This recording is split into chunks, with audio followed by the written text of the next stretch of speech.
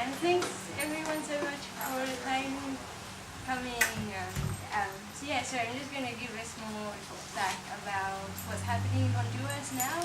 I was there for 2 months, mainly to do stuff to try and get more information out there, and also to physically be there to yeah to try and, because when you're physically there, there's kind of like they don't want to do things that are as bad as like when there's more people who are not Hondurans. So yeah, so I'm just gonna talk about 5 different parts of the movement that of the resistance movement against the coup that happened in June 2009, and what is the impact that each sector is feeling and the resistance they are doing. And I'm just going to do like a little slideshow and a little bit of talking as well, but I don't want it to be just me talking. So if people want to jump in at any point, ask any questions, say anything, ask other people any questions, please go for it. Yeah, so we're going to start talking about farmers. The farmers, so Honduras has 8 million people about, and most of the country is the most rural country in the region. And so the farmers are really important, and it used to be a country in Central America that was a big provider of food. Now with palm oil, it needs to import food. But so before just about how these farmers are affected by the coup. Before the coup, the Zelaya government, the government that was thrown away by the coup, they did pretty much 3 things for the farmers. And one was in 2008. He passed a decree in the parliament to give mechanism for people who have been occupying land, farmers who have been occupying land, to reclaim it, to have legal mechanisms to claim this land that have been occupying, that have been idle. And another thing that he done was he began negotiations to resolve the land conflict. There's a lot of land conflict that since the 90s there's been a lot of land conflict, because there are a lot of land that is state land that is for farmers, but there's been, with the palm oil expansion, a lot of the big landowners have been trying to steal this land, and they have been using a law that was passed in the 90s to steal the land. And another thing that the government did was to sign up with ALBA, a South American corporation, and they got some tractors for some farmers. And with the military coup, this decree I mentioned was just taken away. It was just, while I was there, when I went to meet with someone, they said today at the Supreme Court, and they just said it's unconstitutional, the decree, because it violates private property rights. So the 20,000 families who were benefiting from this law are now at immediate risk of evictions. And also, yeah, I'm gonna start showing some photos. The photos are from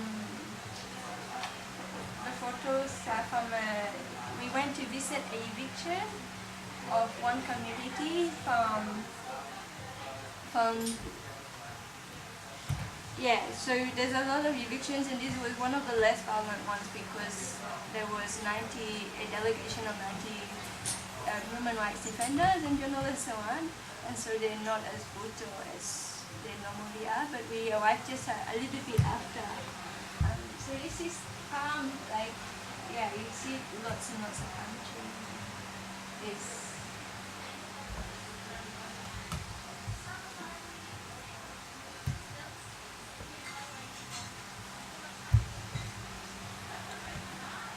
And this is really normal to see lots and lots of vehicles, especially police vehicles without number plates. And this wasn't the case before the coup, and it is not the case with the other Central American countries.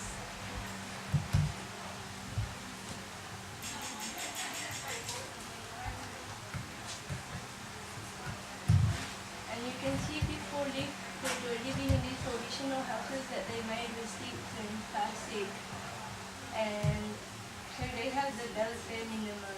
They have, yeah, they don't have much, but they put a lot into what they have, and this is what they get evicted from. And they get evicted all the time. Like, they will be evicted, a community will be evicted, and then the police will be there, and then they wait. When the police are left, they try to go back. And the community, they in solidarity with one another. Like, there's one community that have land, they need more land still, but like when the communities are evicted, they go to camping with this other land, and this land was also really heavily militarized. There's a big camp of military right in the middle of the community.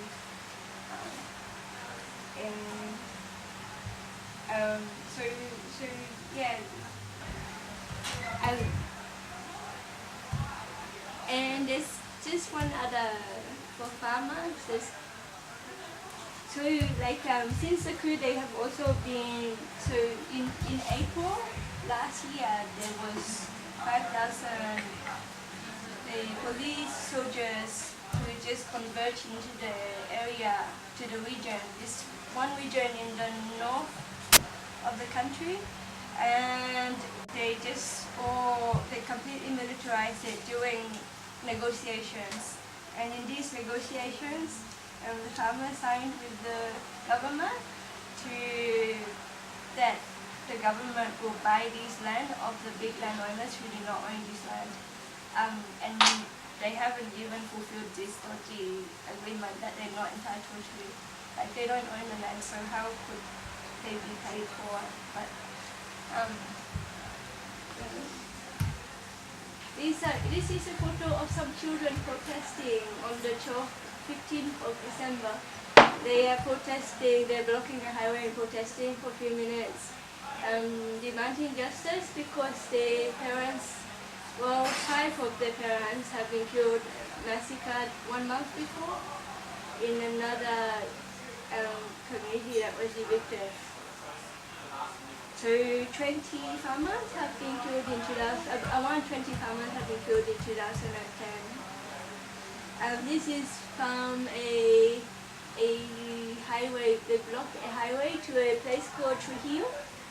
They blocked this highway for 2 weeks, and that's a really, and it's to a major banana port. So it's a really big achievement that they blocked it for 2 weeks.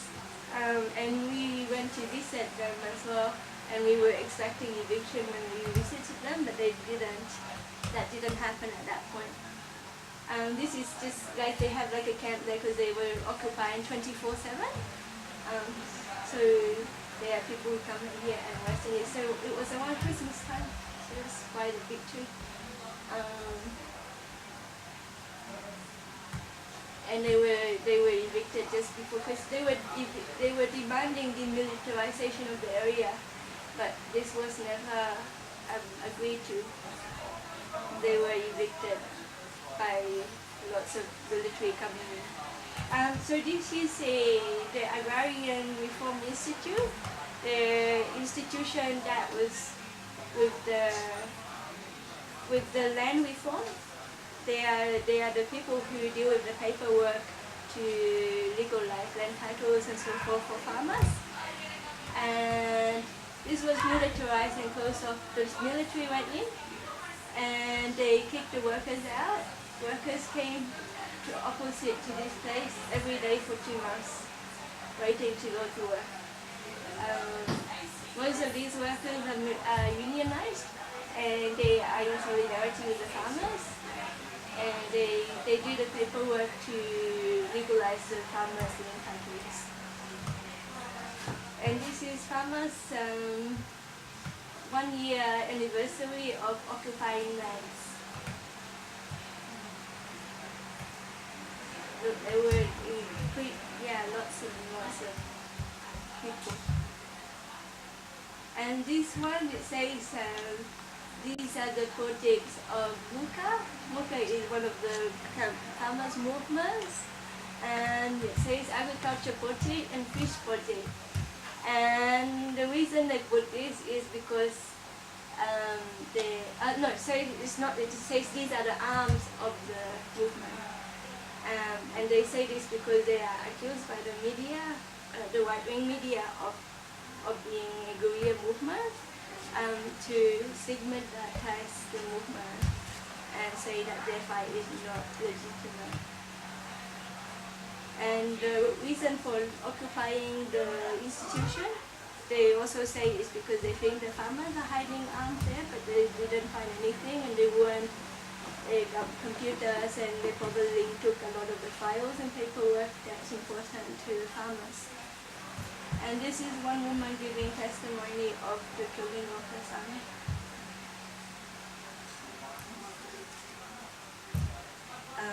And this is in the city. They did another protest in January, just after the decree was abolished. And they didn't see any promotion for it. I just walked down the street and saw them walking towards the Congress. And yeah, so they are demanding for the decree, for the law. And this is a wall. I can't see it, but there's a bullet wound somewhere in the wall. This is a wall of the office of La Via Campesina, and this bullet hit the wall a little bit after the coup. And this is a press conference at the Via Campesina talking about the abolition of this law.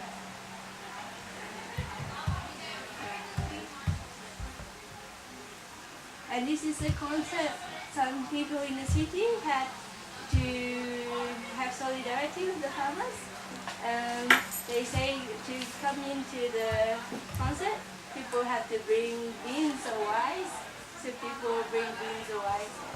And then if you want a t-shirt, you can go out and get more beans and rice and come back. And you can have a t-shirt.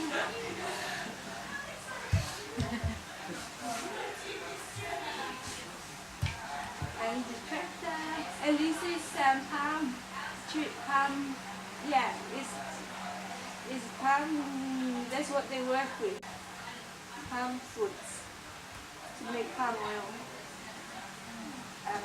for biofuels mostly. Okay,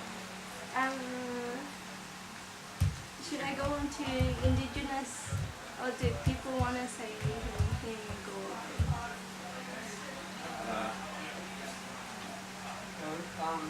You were talking about the decree, but is it? Can you explain just a little bit about the law that was abolished, or they wanted it to be abolished?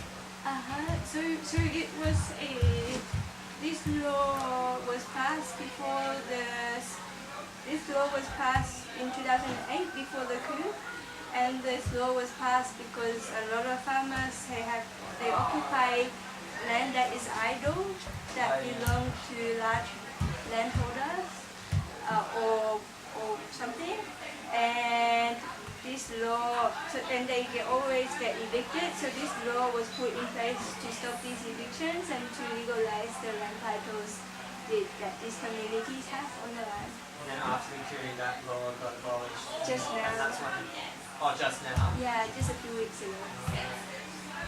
So that's what the protests in the city were about then? Yeah, that's what that was about. And they're also bringing in a concept, they're also wanting to introduce model cities. So this is where having a state inside another state. They want to sell off lease of large areas of land to private companies. So you have kind of like an autonomous state inside of the state, but autonomous for private companies, not for people.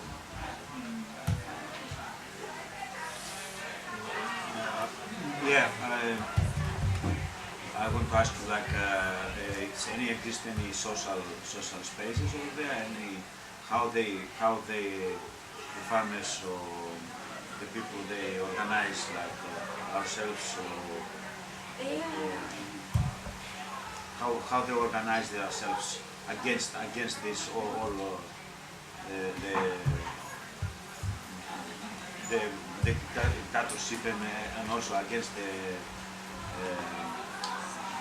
people around, like against these laws and stuff like that. Yeah. I think the farmers are the most organized in spite of the fact that they have less technology, less access to the internet and everything. They are the most organized in terms of the highest political participation of entire communities, from children to athletes. We have seen the children.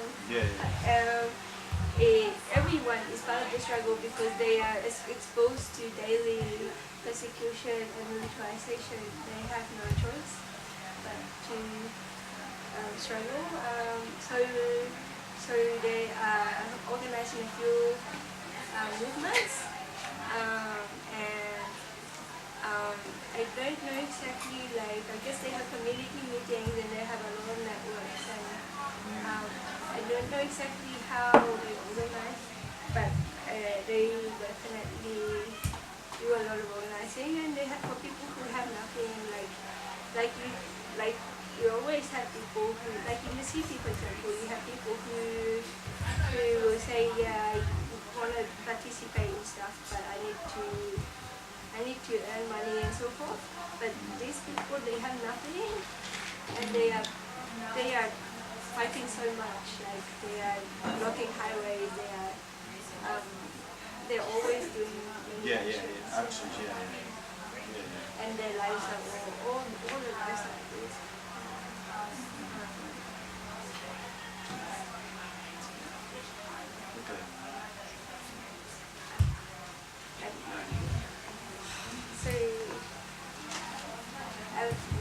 So I'll talk about the indigenous movement within the movement. So the indigenous movement and black movement, they have been struggle since colonization 500 years ago. And the main struggles are for land, like the farmers, but yeah, and also for community radios, to protect their rights to have community radios, and also a big part is to fight against hydroelectric dams. So community radio, they have been under a lot of attack, and including journalists being persecuted, and judicial kind of like law, like courts against the radios, and also hydroelectricity dams. There's 41 concessions that had just been given under the coup regime, and there is a vision to have 300 altogether. There are projects for indigenous people have been taken away. A Garifuna hospital has been closed. Garifuna is a community, and Sorry, Rosie, what did you say about the concessions? They're giving the concessions to private companies. the government is giving it to private companies to open up stations of TV and radio. To privatize rivers and take the produce energy, put machinery in the rivers, produce machinery to make use of the rivers to make energy, but in the process damaging the rivers and also privatizing water, possibly using it Okay, so for it's land. different services across the spectrum. Like energy and water. Energy, water in the sense that the mines wants the water. Okay. And Okay. And so the repression the indigenous have been under include the organization COPIN. I spent a lot of time in it. It's called the Council of Indigenous and Popular Organizations of Honduras. And they're really strong organization that have been very strong voices in the resistance movement, in influencing the politics of the resistance front, and also in including the participation of women in the communities, ensuring this happens. And I will talk more about this under women as well, what this organization is doing. But this organization has had 2 members killed since the coup.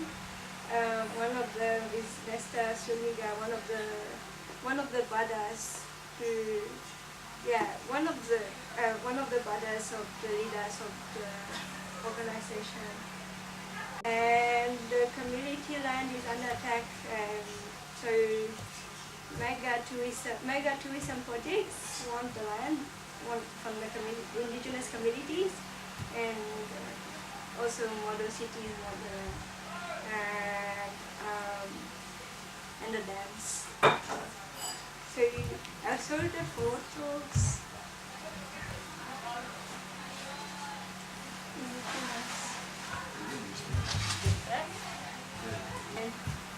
And this is a house of cooking at different, when the communities had their meetings and workshops, they come in, there's lots of dorms. I stay there as well. And this, they're holding a calendar of to commemorate Lester, the person who's murdered. He also is the father of the boy on the left. And this is a meeting for one of the communities organizing a dam called Opalaka. So they're just sitting around talking about what they want to do about this dam that is being proposed to be built. And so each person gave their thoughts about this dam. They want the dam? No. No. No. They say that this will ruin the life of the children and the future of the communities. And this, I haven't been here actually. This one, I just talked to the person who belongs to this organization. And this is the Patricia River, and it's 400 kilometers long, and it's the longest river of Central America. And this river, they want to dam the river first. US wants to dam it, and then Taiwan, and not China. And the Chinese company is Sinodro, and the others have pulled out in the past because because they found out it's not feasible because the river banks are too weak, and also the production won't be so high because that's all they care about. They don't care about the rivers really. But China wants it apparently because maybe they're in competition with Taiwan, and they want it because Taiwan didn't have it. And this river, lots of indigenous communities are on this river, including the Tawaks. Tawaks is only 500 people in this community, and the person who I spoke to say they will extinct if this dam goes ahead, because all these communities, they depend on this river. Their lives are completely, the reason I didn't go out there because it would take a few days to go out there, and I didn't plan ahead. You have to go through forest rivers, there's no roads out there. So to have this done, you have to build roads, and you have to ruin the rivers. And so this is one little protest they did. And this is another protest of another community called San Jose against another dam. This was on Boxing Day, 26th of December. And we walked 6 kilometers and in the cold. And we,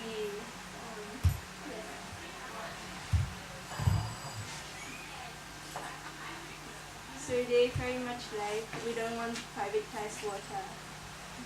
And not the police carry that on the plate.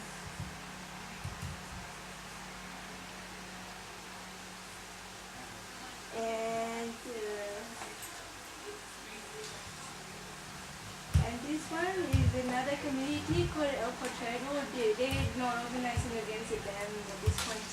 They are organizing, this is a slightly isolated community, and they are getting together for workshops about how to, learning about the Convention 169 for indigenous rights, because Honduras is signature to it, and it's not perfect, but they want to know it so that they can use it and make demands based on it. And they also got together to talk about So pretty much like they went through the workshop saying, what does this article mean? How do we understand it?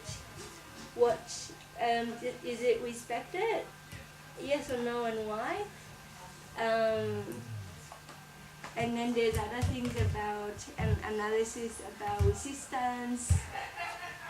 But this is really nice. They just had a workshop where the people of the community, they name different things that are theirs, like what are the plants, what are the animals, what are the knowledge that they have. And so, but the funny thing is they left out corn. They forgot about corn, and that corn is very special too.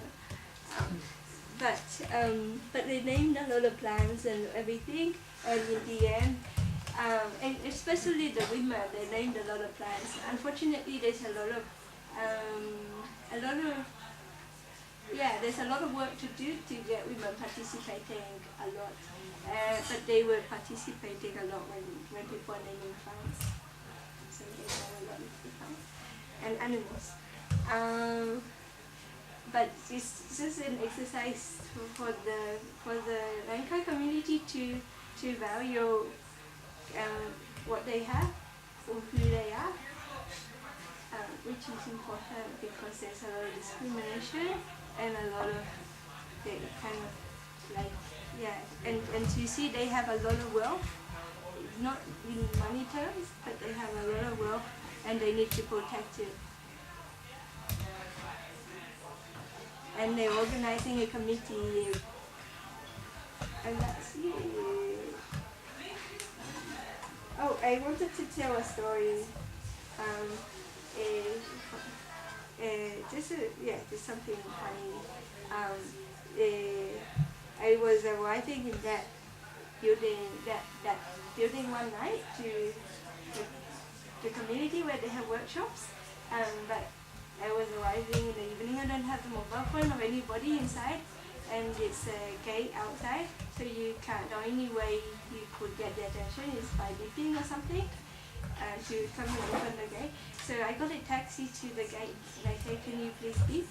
But this beep made this really bad sound. We and I was like, oh no, because there's a lot of persecution, so like they would think the worst. Yeah. It really scared them a lot, and he did it a lot and for a long time. But yeah, I don't know why he has that for his, yeah. Okay, yeah, so, Did they open the gate? yeah, they were like close. Rosie, can you explain, because personally I don't know anything what's going on political in Honduras, if they have democracy or if there is dictatorship now or there. Can you explain to us like what's the political situation? What's going on in Honduras? Yeah, just to take some. Yeah, just a short explanation is that this is a country that has never had like a left-wing party or anything. But its last government, which was to finish in at the end of 2009. It was elected on right-wing party, and he was a wealthy man, the president, but for some reason he listened to a lot of the community demands, and he made a lot of reforms, like increased minimum wage by 60% and passed a lot of laws in favor of different marginalized communities. And so US government is that has historically had stronghold on Honduras. Honduras is like the Colombia of South America, or Israel, or it's where the US has military bases. It had one military base, and now it has 3 since the coup. And so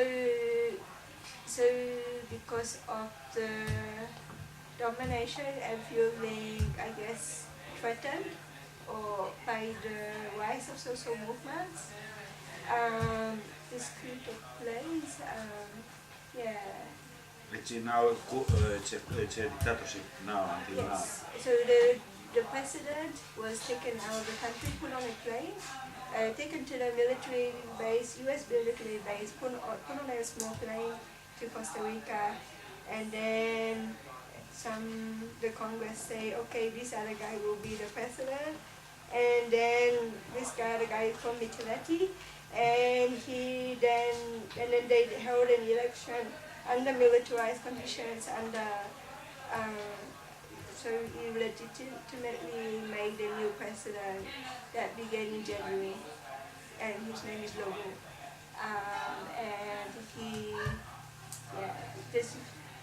And he's very right-wing, but they are the right-wing play lots of games to confuse. I guess there's a lot of divisions, and it's very confusing because the right-wing will do something, and then further the extreme right will say something else, and makes the right-wing look like as though they are left, but they're not. So yeah.